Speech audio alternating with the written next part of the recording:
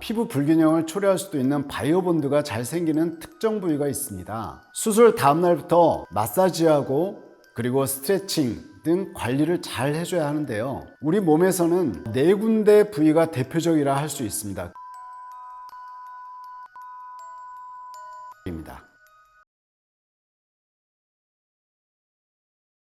안녕하세요. 군살 빼고 첫인살 올려주는 지방소빼 김닥터입니다. 지방흡입 겪는 붓기, 멍, 통증은 부작용이라기보다는 지방흡입 개인에 따라 일정 기간 겪게 되는 일련의 과정이라 보시는 게 좋을 것 같고요. 가장 흔한 부작용으로는 고르지 않은 피부 표면을 들 수 있습니다. 지금부터는 20년간의 경력을 통해 쌓은 노하우와 제가 학회에서 강의했던 단골 주제인데, 수술 전후 피부 불균형을 극복하는 지방흡입의 비밀에 대해 알려드리겠습니다.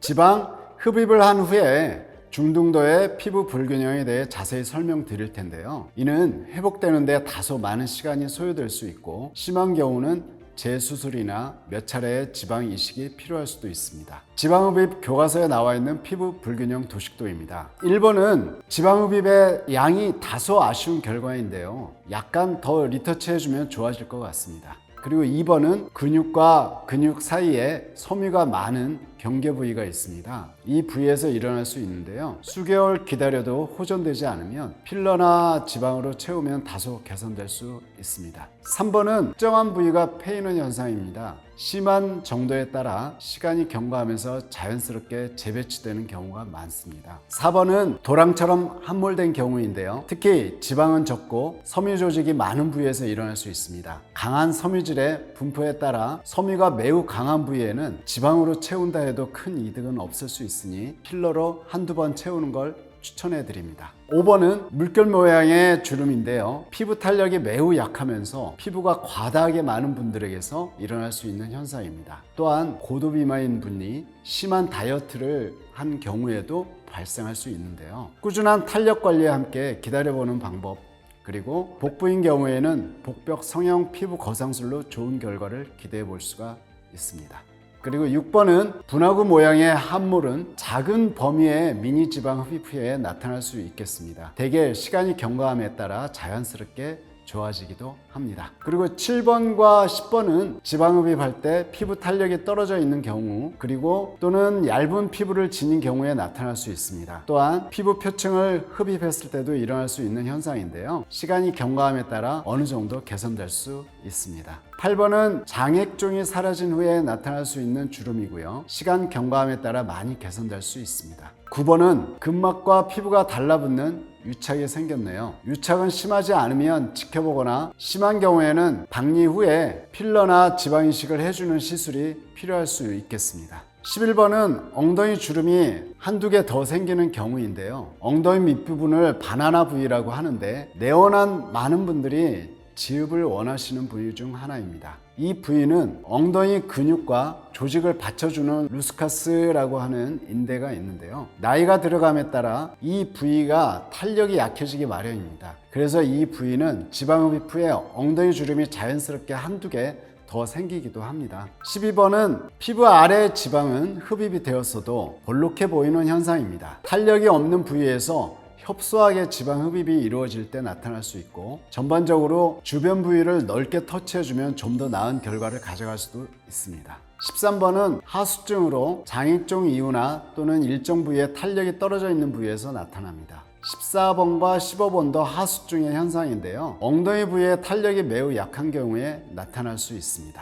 16번은 색소 침착인데요. 피부에 너무 가까이 지방 흡입을 할 경우나 귀가 후 뜨거운 환경에 잠깐 노출되어 있을 때나 개인의 피부 성향에 따라 특이적으로도 나타날 수 있습니다.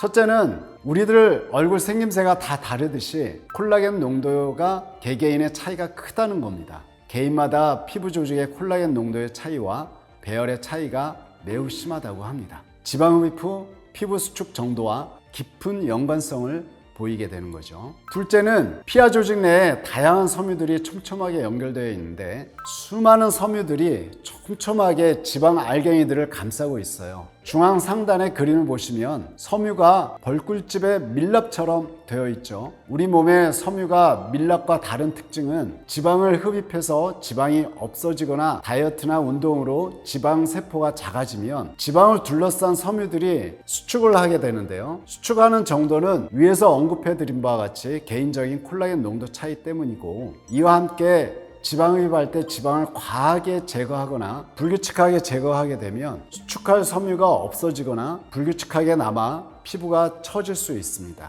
세 번째는 피부 진피까지 섬유가 연결되어 있기 때문에 섬유 탄력이 적으면 피부도 잘 처지게 됩니다. 근육과 근막층부터 피부층까지 연결된 수많은 섬유들이 수축하면 피부 속 진피까지 수축을 해서 탄력이 좋아지는데요. 그 이유는 다음 논문의 사진과 같이 피부 진피 속에 있는 섬유 조직과 피하 조직에 있는 섬유 조직이 해부학적 구조가 같기 때문이라고 해요. 그래서 이런 이유들 때문에 지방 흡입을 한 후에도 꾸준하게 피트니스나 생활체육을 통해 근육 단련에 매진하시게 되면 피부까지 탄력을 얻게 됩니다.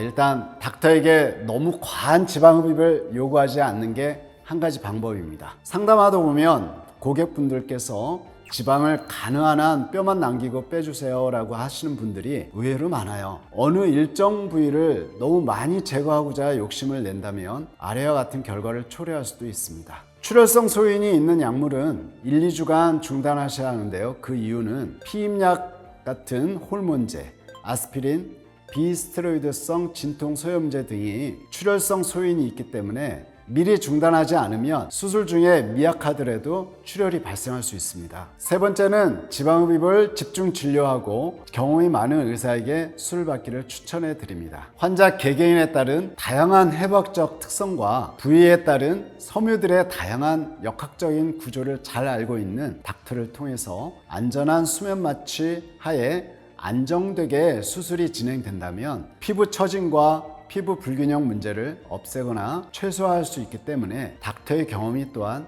매끈한 결과를 어느 정도 보정할 수가 있겠습니다. 대개는 잘 풀리지만 피부 불균형을 초래할 수도 있는 바이오본드가 잘 생기는 특정 부위가 있습니다. 팔 내측, 허벅지 내측, 하복부 이중턱입니다. 자, 오늘은 지방 흡입과 피부 불균형에 대해 알아보았습니다. 지방을 많이 제거하는 것도 좋지만 피부 탄력을 고려하는 수술이나 후관리 또한 중요하다는 점 언급해 드리면서 오늘 이 영상 이것으로 마치겠습니다. 감사합니다.